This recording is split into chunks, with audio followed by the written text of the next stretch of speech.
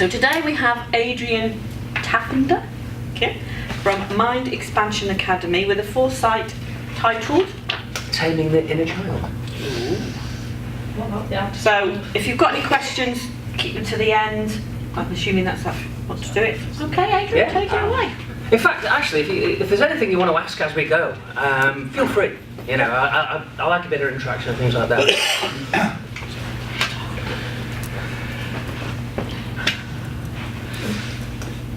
Buckminster Fuller, he said, there's no such thing as a genius. There's just people that are damaged less. And, I mean, Einstein phrased it in actually a slightly different way. He said, everybody's born a genius. But if you judge a fish on its ability to climb a tree, it will always think it's stupid. Well, there goes the modern education system. We say modern, it hasn't really changed much since the 1900s. And this is the challenge. You know, we've got certain things. Well, this is something that I have been absolutely geekly obsessed and fascinated with all my life. And there's actually a really big reason. And there's a thing called, you've probably heard of the word empathy. Yeah? Has anybody here heard the word empathic? Yeah? A couple of nodding heads actually, that's good. It's not a common term. Now, empathic means you physically experience the emotions of somebody else as if they're actually your own emotions. And in the scientific community, it's always been, well, how does that work? That can't possibly be right. You know, where's the science? How can something outside your body affect something in your body? Yeah? And now science has caught up. It's quite amazing. There's a thing called the heart field. I don't know if anybody's familiar with that. If you want to look into this, into the science, it's called theheartmath.org. That's the website to go to, heartmath.org.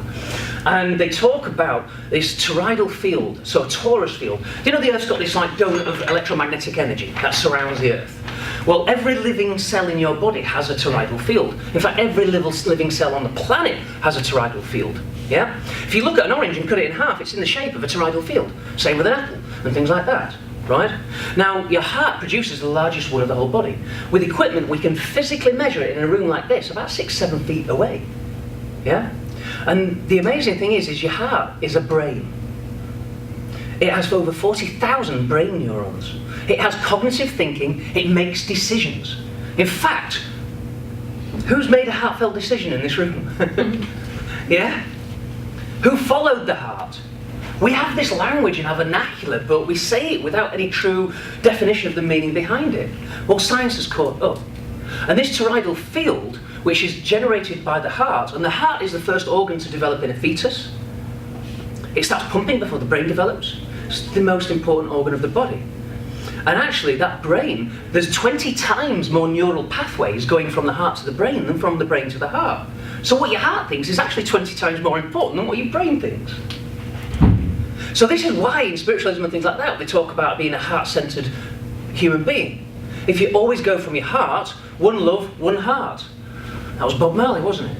The message has been echoed for thousands of years. But why aren't we listening? And when you actually operate always from your heart, you will always make good decisions. When you're in your head, that's when usually things go array. Because of all that mind chatter that we have.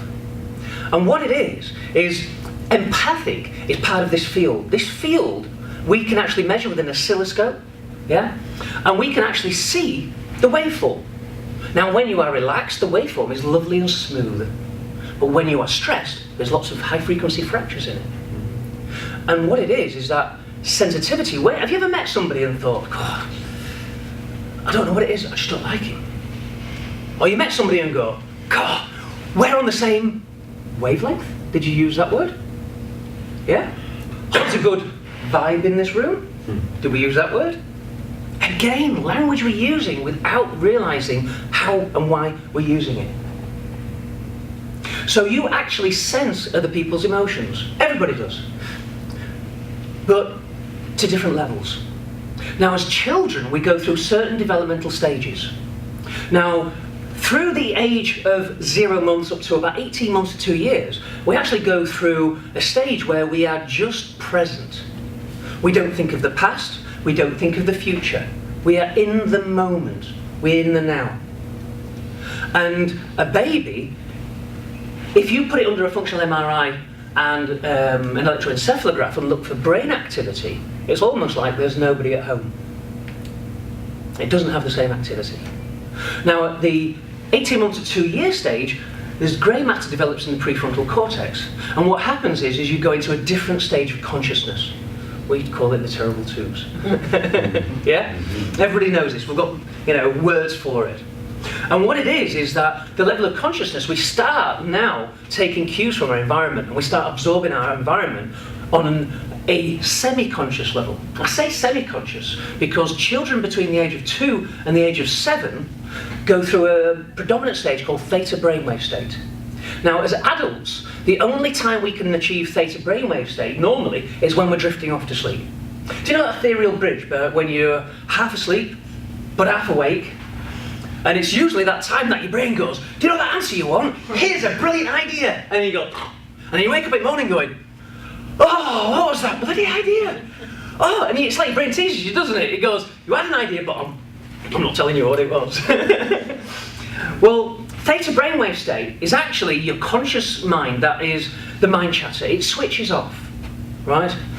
And you go into what actually is known as a meditative state. People who meditate, that's the state they're wanting to get to. In fact, it was Edison who attributes all the inventions he ever had to a particular technique. It was like a meditation technique that he used. There's a really great lot of science behind it, something that I can't go into today. I could go on for hours, seriously.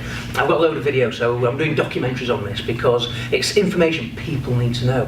When you know truly how you operate as a human, you can then see patterns. When you see the patterns, you can change them, and that will be transformational in anybody's life. So,